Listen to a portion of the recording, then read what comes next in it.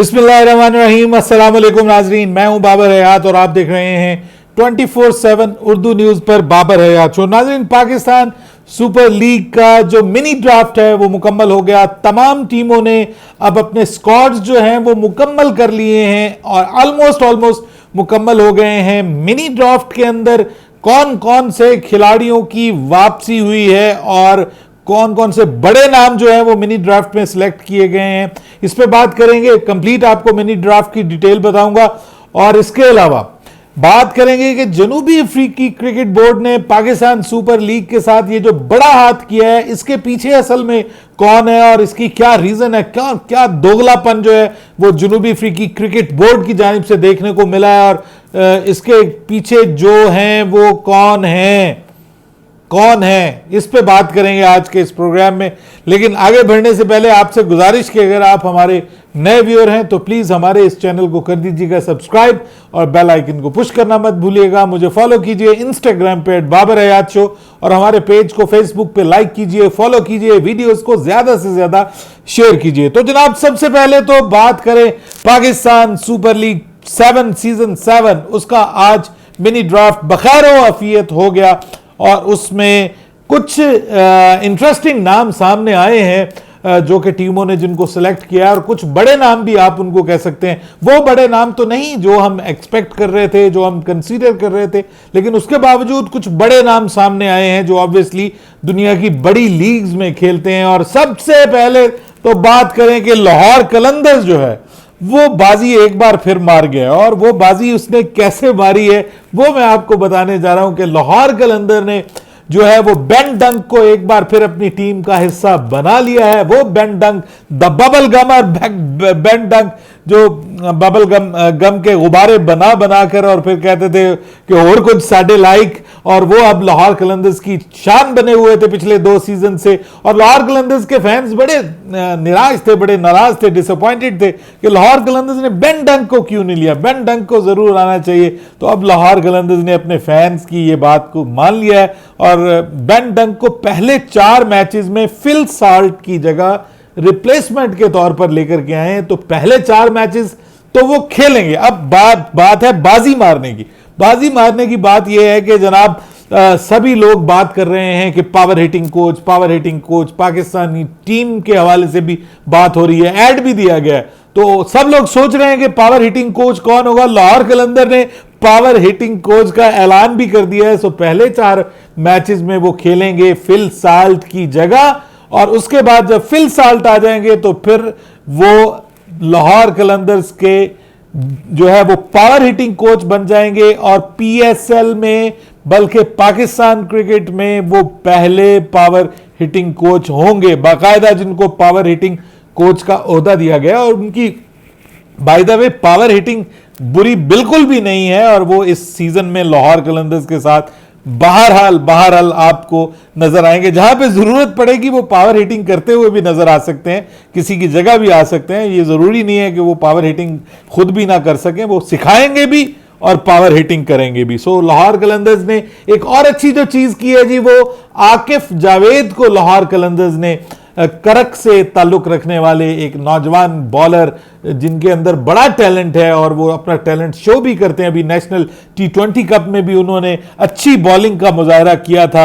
अब उनको लाहौर कलंदर्स ने एक बार फिर अपने स्क्वाड का हिस्सा बनाया। इसके अलावा इमरान रंधावा को भी जो है वो अपनी टीम का हिस्सा बनाया, जिन्होंने नेशनल T20 कप में जो है वो सदर्न पंजाब की जानिब से खेलकर अच्छा परफॉर्म किया था। सबसे पहले अगर हम बात करें और जो बड़े नाम इसमें सामने आए हैं, वो उसमें कोयटा ग्लैडिएटर्स जो हैं उन्होंने शैमरन हेटमायर को सिलेक्ट किया है, जो वेस्ट इंडियन बल्लेबाज हैं, मिडिल ऑर्डर बल्लेबाज हैं और बड़ा नाम कंसीडर किए जाते हैं, आईपीएल का भी हिस्सा रह चुके हैं। वो उनको अभी वो कौमी वेस्ट इंडीज की कौमी टीम का भी हिस्सा है, उन्हें शामिल कर लिया गया है जेसन रॉय की जगह। जब तक जेसन रॉय नहीं होंगे उनकी जगह शैमरन हेटमायर जो हैं वो स्क्वाड का हिस्सा बनेंगे। और इसके अलावा अगर हम बात करें तो डेविड विली को जो है वो मुल्तान सुल्तान ने अपने स्क्वाड का हिस्सा बनाया है। Which is very good. England के डेविड विली ऑलराउंडर जो है वो बने। अब अगर हम बात करें, पहले हुआ है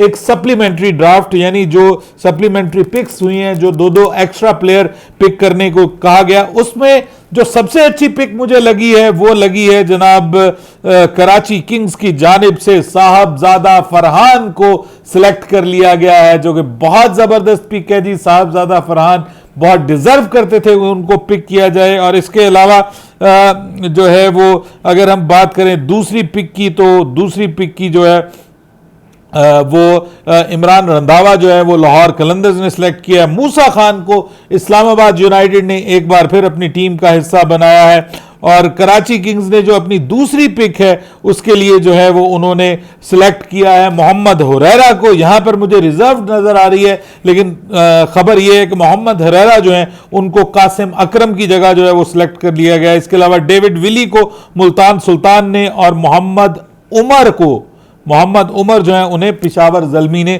सिलेक्ट किया है। राउंड 4 के अंदर अगर हम बात करें तो Rizwan Hussain, I love this guy. मैं कई बार इसके बारे में बात कर चुका हूं, लेकिन इसको उस तरह से कंसिस्टेंटली मौका नहीं दिया गया जैसा मिलना चाहिए। बड़ा स्टाइलिश ये लेफ्ट हैंडेड बल्लेबाज है, पीर महल से इसका ताल्लुक है।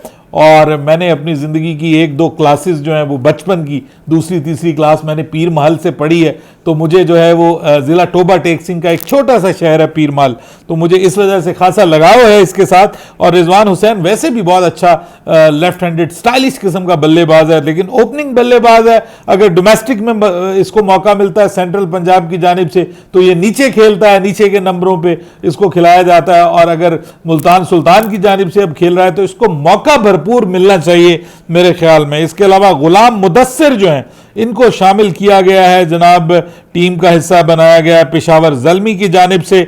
और गुलाम मुदस्सिर को माफ़ कीजिएगा, हाँ जी इनको भी शामिल किया गया कराची किंग्स की जानिब से। और अगर हम बात करें आकिफ जावेद, इन्हें लाहौर कलंदर्स ने शामिल किया है। और जाहिर खान जिनका ताल्लुक है अफगानिस्तान से, जी हाँ ये बॉलर हैं अफगानिस्तान के, इनको शामिल किया गया है इस्लामाबाद यूनाइटेड की जानिब से। और फिर जो है वो जॉर्डन थॉम्पसन को कराची किंग्स ने एक बार फिर अपना हिस्सा बनाया है। और पिशावर ज़ल्मी ने अपनी नेक्स्ट पिक जो है वो रिजर्व रखी है। अब आ जाएं जनाब, अगर हम दूसरी जो जिसको कहते हैं रिप्लेसमेंट ड्राफ्ट के, कुछ खिलाड़ी जो हैं वो कुछ वक्त के लिए जो हैं वो अवेलेबल नहीं थे, तो उनकी जगह रिप्लेसमेंट ड्राफ्ट जो है वो की गई है। तो ओडियन स्मिथ जो है उनकी जगह जॉनसन चार्ल्स को मुल्तान सुल्तान ने जो है वो सिलेक्ट किया है। इसके अलावा नवीनुल हक की जगह जो है वो कोयटा ग्लैडिएटर्स ने ल्यूक वुड को सिलेक्ट किया है। टॉम एबल की जगह इन्होंने रिजर्व रखी है।